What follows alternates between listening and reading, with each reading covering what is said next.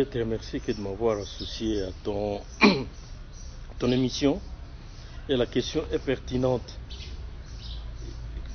Les communs des mortels se posent des questions. Qu'est-ce qui arrive au pays après une longue période d'accalmie, de fonctionnement des institutions? Qu'est-ce qui nous arrive aujourd'hui? Dans ce sens que j'ai vu, que je comprends l'intervention du camarade Joseph Kabila, président honoraire, et cette intervention, à mon sens, coiffe quatre éléments importants. Le diagnostic depuis 6 ans qu'il observait, comment il voit les tableaux du pays, d'une part, les différentes stratégies qui sont mises en place pour contrer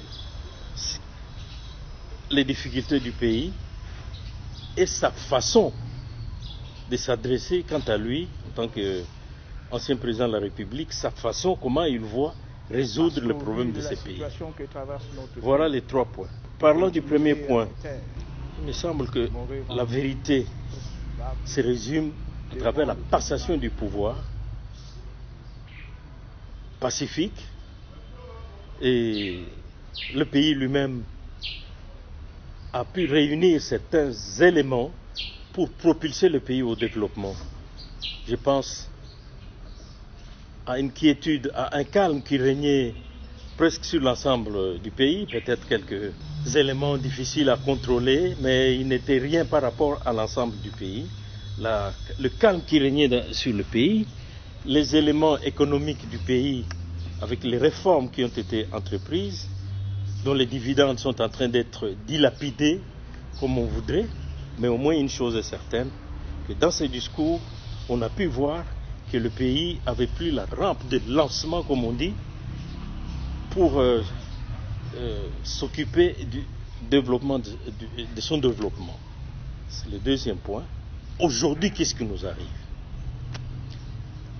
L'intégrité territoriale, qui jadis bien contrôlée, ne l'est plus. Une partie du pays est sous le contrôle de ce qu'on appelle les rebelles, et ils se disent que c'est une révolution constitutionnelle. C'est ce qu'on constate.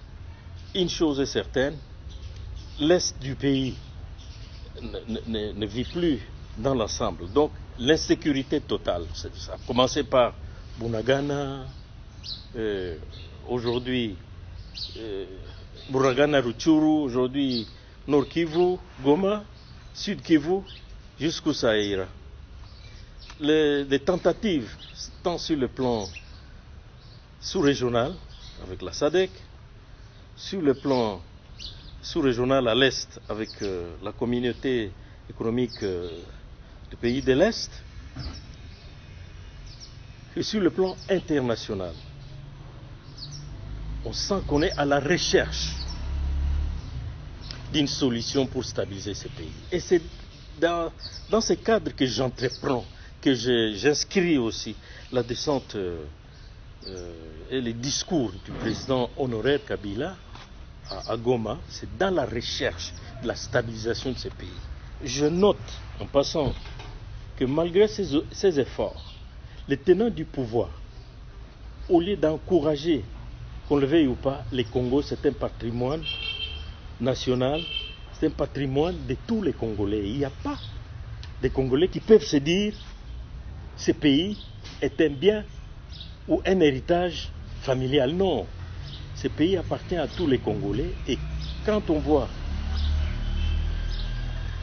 l'intégrité territoriale menacée, la cohésion nationale menacée, la mauvaise gouvernance, elle est là, de droit liés à la personne humaine, quand vous voyez aux associations, donc on marche là-dessus comme si de rien n'était.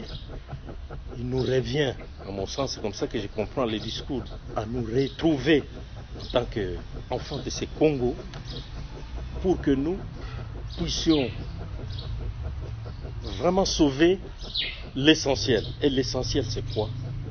L'intégrité du territoire, la cohésion nationale, le bien vivre ensemble et l'aspect économique, c'est très important. Or, il suffit d'être à Kinshasa le matin, quand vous voyez l'inquiétude des parents qui amènent les enfants à l'école, s'il y a encore des écoles, quand vous voyez les embouteillages sans suite, il n'y a personne qui fait rien.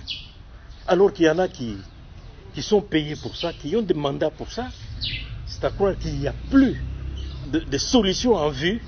Alors là, c'est là que je m'inscris. Il n'y a plus de solutions en vue sur le plan économique, sur le plan de la cohésion, sur le plan de la sécurité, sur le plan même de la gouvernance. Il n'y a plus d'issue.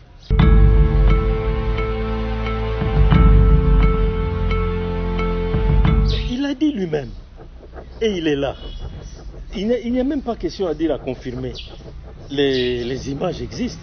Pas la première fois. La première fois, c'était des rumeurs de la rue, de réseaux sociaux, et ils sont allés même au Sénat. Et le PPRD, ce qui lui arrive, c'est injuste. Nous avons laissé l'UDPS fonctionner, lui donner même les papiers, donc la reconnaissance juridique, c'est sous notre régime. Dieu seul sait. Et aujourd'hui, pour les mêmes causes, les gens du MLC, ils sont avec Nanga. Tout le monde le sait. Les gens de l'UDPS sont avec Nanga. Et nous, quelqu'un est allé de lui-même. Et même nous, quand nous étions au pouvoir, le vieux Tshisekedi est allé à Kisangani. Il est allé à Goma, c'est pas vrai.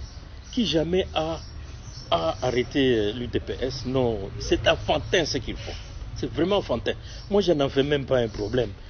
Parce que l'adhésion de quelqu'un, c'est dans le cœur. Et non pas dans les verbes.